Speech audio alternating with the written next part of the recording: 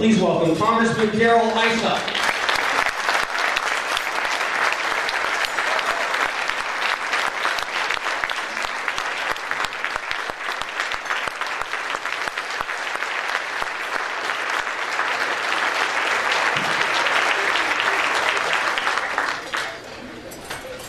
I cannot begin to tell you what a great pleasure it is to be here tonight.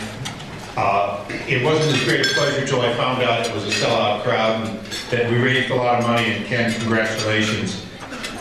I'm going to take back just a little of your thunder. 2 years ago, even 1 year ago, I don't believe you'd been this successful. I think, as Ken Calvert and others have said, look, you've got to thank Nancy Pelosi, you got to thank Harry Reid, and most of all, you got to thank Barack Hussein Obama.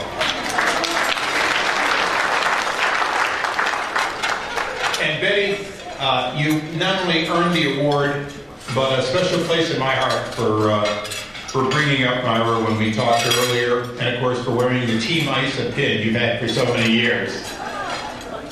We will, in high definition, record that and put it on our website. I was honored with the invitation to come here, and it was before Acorn broke that we first started talking about it. It was before we got the subpoena on Countrywide, which includes a subpoena of current and former members of Congress.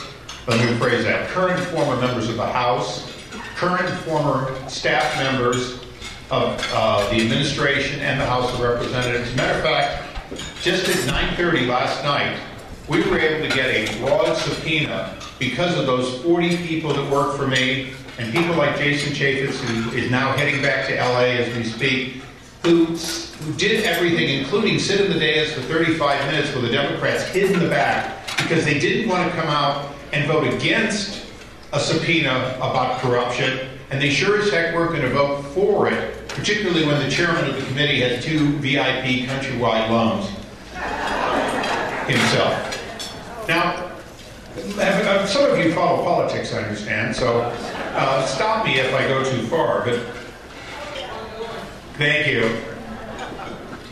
The amazing thing in Washington is we were voted out of power because we spent too much. We didn't go after corruption, including in our midst. And we had a president who was not able to deal with a faltering economy. Okay, guilty as charged. We're going to reinvent ourselves. We're going to select from the people who can do all 3 of those things better. No problem at all. That's politics. We do make mistakes. We do lose our way. Jason Chaffetz is a congressman today because a friend and colleague of mine was openly for amnesty and wrong on about 3 other issues. And even though he was well-liked, well-respected, and sitting at the top of the dais on the Judiciary Committee, he was out of touch with the American people and certainly out of touch with the people of Salt Lake City. Today, we still have a few of those people, and we're happy to have members of Congress, Republicans, who are part of our team, even if they don't always agree with us. And I think that's an important lesson that every party has to teach and reteach itself.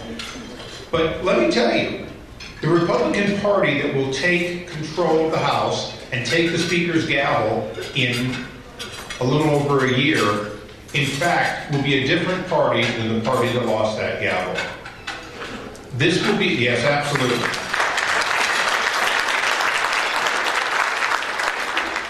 This Republican Party will not be for tax cuts unless they come with spending cuts.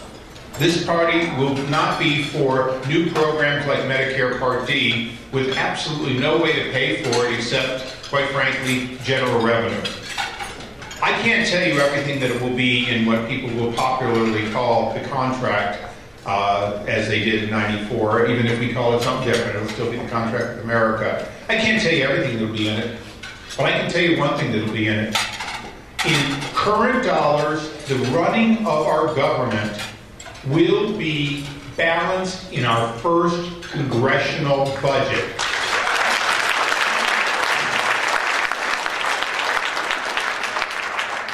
Now you say, well, that's impossible because we're hearing about 2023, 2026, we're still in deficit. Now I said in current dollars.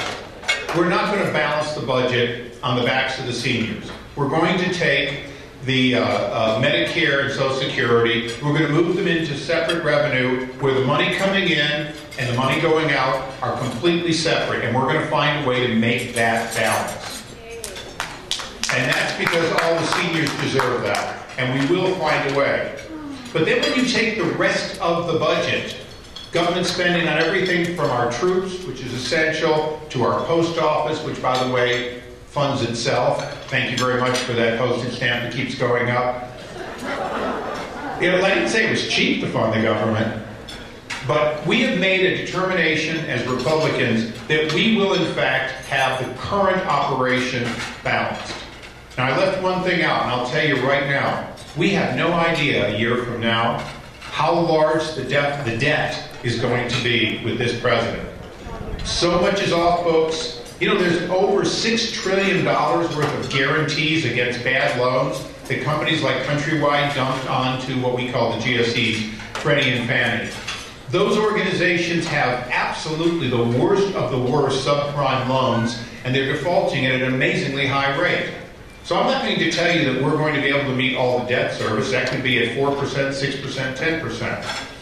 What I will tell you is, by having a balanced budget in current spending on day one and raising the money to not only pay the interest, but over time pay off the debt, is how we're going to change how the rest of the world looks at us. And how the rest of the world looks at us means everything to whether or not our dollar is valued and whether or not people are willing to invest in America. That is a promise from one Republican to all you Republicans here tonight.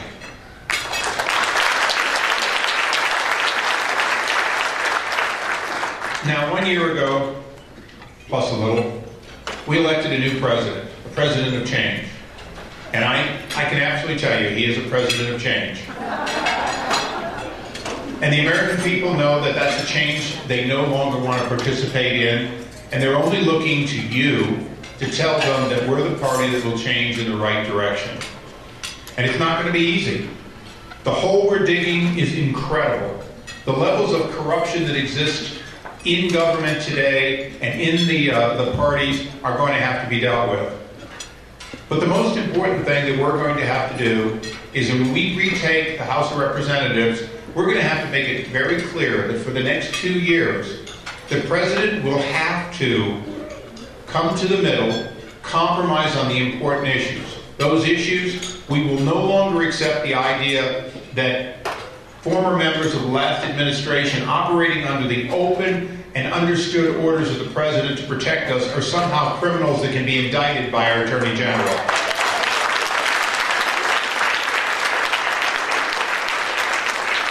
Secondly, the moment we take the House of Representatives, no czar will be allowed to come before the House or be funded unless he or she is confirmed.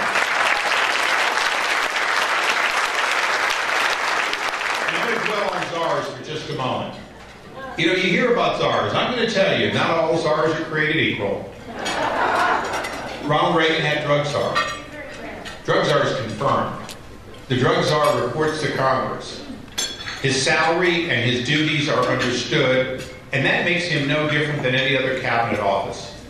And I will tell you that the strongest proponent and supporter of our beliefs is Senator Byrd, the senior member on the Democratic side. The fact